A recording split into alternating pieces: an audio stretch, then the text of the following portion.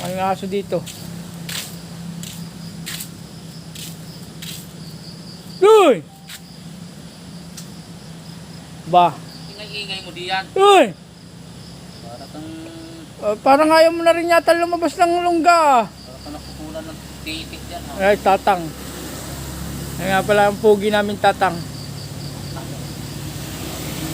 Uy! Ayan. Ayaw lumabas ng aming alagang isang aso. Wala, sige, magmadali-madali kayo at pag nakasinti na naman kayo dyan, ay kayo rin namang may problema sa buhay ninyo.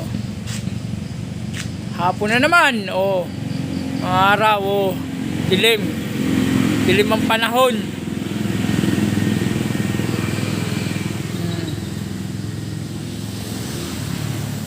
Madilim ang panahon. Grabe. Hinihiling natin na huwag naman ang umulan ng umulan at nang may matrabaho man lang. Sa ibang lugar hindi naman inuulan, doon naman